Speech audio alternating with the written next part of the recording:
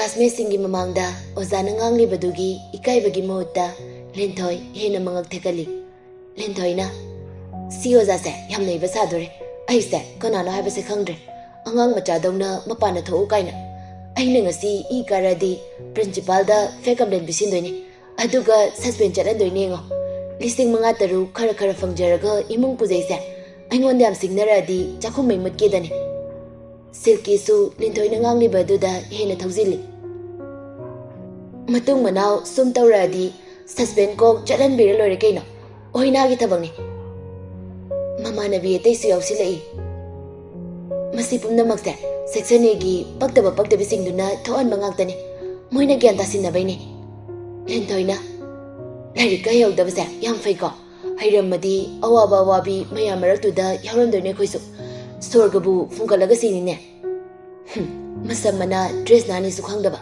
khonglai chuba man mangakta mami soi khangde sokti khangde spam of silaga masidai sida lairi amba konkredi loizare asiai naringai class oiratuna oza su tholai oza aduna yar jango matung manau oza do sitaba tawnu aina noida chairiba ngangliba se noi nusidabai nate noi bu faning baini asiai ramlaga oza do su sakre Lenthoi gi party na mamit faina yengdona lewi matamna sumasum hokibana unit test matang tawnaragli satra satri ayamba tumba chaba changdaba makai lairi kana pane unit test ki aroiba numit ni thasana class da lakpada makoi gi classmate section B dagi tomi ko ba mathene makoi hana dagi khara laptin dinarakpani tomi di fagi su yamna tawgali mana thasna u badaire Thasna, unit test kamai toge. Handakti nangna fana kana parasu honarasu upai leroi. First do aina reserve tawgrabani. Lairik padaba iga ahing tumdaba makai paba noiga magyam bitanase. Asi hairaduna Thasna da yenglaga nofai tawsili. Thasna na sukhumna I. Oi tajo. Aina first ki mamang 0 do he ta thoga loire. Asumna fagi tawramlaga Thasna class da jangkre. Tommy su makoi classroom da lai Tommy ga Thasna ga sanagi ba wari sing adu Runangi mamana singna kabok da hawi makoi na taho bai babu magyam bitana si haibadu khaktani Tommy gi fagi adu makoi gi wakal dadi singna bagum da khankre class da janglak Runanda pautami bai asigi chinglenga tinaba Tommy se yamning ba saine ABC fawa paba thokdaba mana Thasna da magyam bitana sikaina challenge ga toksili Ranana kamna I asigi sabaloi daba samosa man masira lukham dam tang napada maming fawa kaudong mana sia magyam bitana sikaina horen class rakpada ai togi Ranagi mamana basingsu amakumai magi mamana ba gyanta ba gyanesor chinglenduna mu ai pasar kanine mamana bagi michang ini kaina tarottoini Ranalna madu masu chainam fajana namabani nongmai gi khutta loiredabani angang yi wakal haibaduni kaisu leitaba wafam amagi dama thaba amoine nenari class loiraga thoknaragli chinglenga tomi gasu wari saduna tholei chinglena andaki unit sida mawangwa mi kai section A da thagakani ede mangnemba khaina B da mung tharakani tomina Kaisur daba wati warane larik pa na ba dab tawrine handak te sing bane he adu da khangde aidi e da chatpa soidre chachako aidi swai de dum lai zawrage noigi romance mangam jaroi marak thatna Ronana fat khumlai oi tominga ko tomina khonda sidi hoya kaina usitira chingle murum salai tin kang mamba singja amuk leiramene daw thunga yadong mandi asingba Ronalda kari bozikida yamlingbra chinglena ai kari aikrage kanadabada chalasla tome matam manglabane chakhotaba singsiga onsinaraga ngako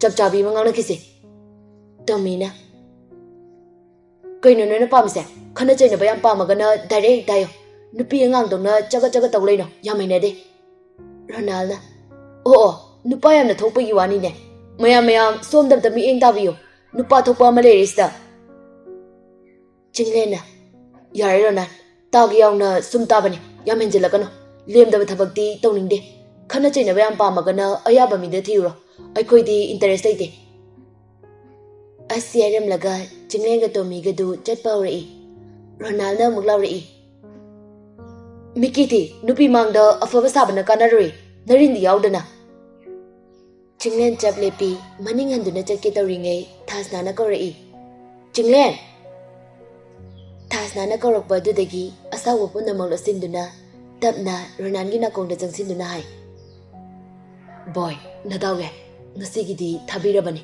natemegi mamangda khana chaineba fajadi asi hayram laga nofai tawdana ontharaga kaino ingchabe Thasnana mami susina duna hari hais mi khanagi tawira nangida kaidinoda mi khanaba bu nongna khanagadra aibu mi yam khanaba dawna mi wa mairambani chingnadaba ngamde mi naise fagi dawna fare khatpu khanadradi yam fai wa mairange tawani kaiwano hayo ngasina unity storedana oza yamba ching baloirabani ngasi gisiga khotlaga ahing fabugi manungda reason haidorani aduga noi section gi mawang bakhaida akoi section da purakani habani nang loinama fazani rambanatra aina piwan no today paba natra as ko ai de paba no da tumba fawba sangdra sida khanano magi wakal da ngawringe kariba haujikido amukairo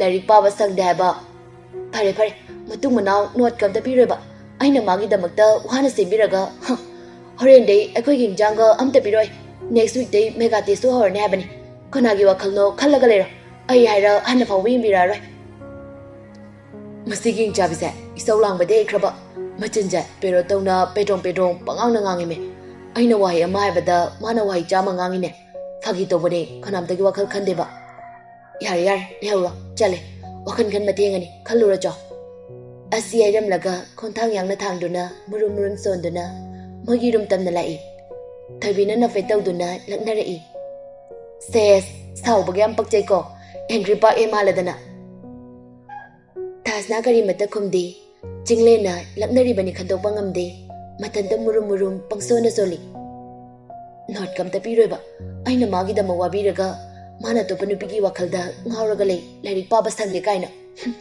aini ngasine khoidause pangsau saugali ko khangniba ko fokoroiba manungai niba Thasna gi mata ubada Thoibidi nokning mana sulori fongna noklabadi asawba hengalakani khanduna lona noi Thoibi onsilaga maire yarese adugibu adugam sabonadi mi fagi to boirangani madi nang haiba dum ilidudi fagi de tawzale dubu nangna thawoigi sawine amuksu makhatarei akhoi ingtap chabisa isawlang basu yam heiramine fana dum kidoi machin machasina sawine kaina ngangjese Thasna sunok thorei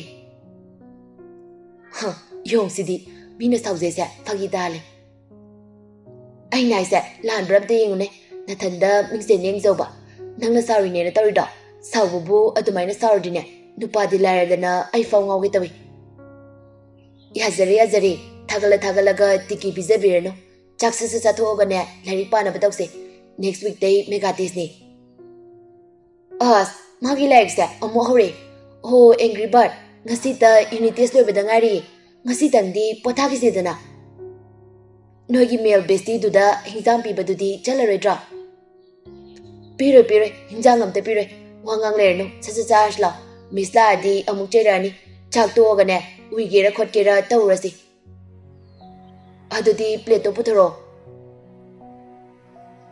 unity noigi bai satri ayamba study hour da lerikya panadre wari sare leithokpa yaw uire leithokpa yaw mana thokpa tawduna lei oja singnasu ngasidi kitang free thabirage khanduna kaya senadre mathangi numitni evening gi class toiduna thoknarakpada notice board ta test result theduna lerami mayam loina makom sinarei Thasna ga Thoibiga su jinsinduna yingi Thasna masagi result hana yingdi jingnenge maming hana koiti diri Thasna anjin anisuba paper du yingi makada mu yingi yawbasu ngode Kona thangda section-bigi mi kharana hainarakpa adu tai. Akhoi section-gi moi manga reng yawine. Nupa ani moi nupi ahunga. Moidi section A da chakrane. Mayam na hainariba adu tabade Thasnasu ranker-singgi list-tuda amuk yenglai. Mathang-mathang sum yenglakpada 20 subada Chinglen yawrami. Madu ubada Thasna na faitawi. Ma masagi region yengbagi wakhal hauji fawba leiti. Chinglenga section amada pullani taminarani khanduna haraujari. Thoibi Thasnagi lengbanda phatnomi.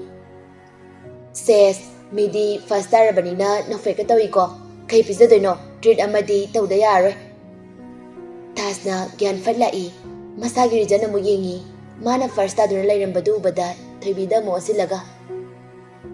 Na faitari sidi sigi sunatana. Thoibina amu laknaba kay boy hangai. Adudi karigino hayone. Hais nupi macha se wakal macha khanba malida. Basanta kaido lahabo. Thasna kay boy makut fatkantoi. Chathoy masine ngang masima. Thoibina makatarai. Ikai biga tarisde. Aduda khangde kainom pizadaba yaroi. Faptabe khoi misnadi kai pizadoino. Aibadi aswaidagi nungla kaino khulaga hekta pizaradoine. Fifth ka first ka manaba yabra. Nungdumda nang adum chajaro yarani.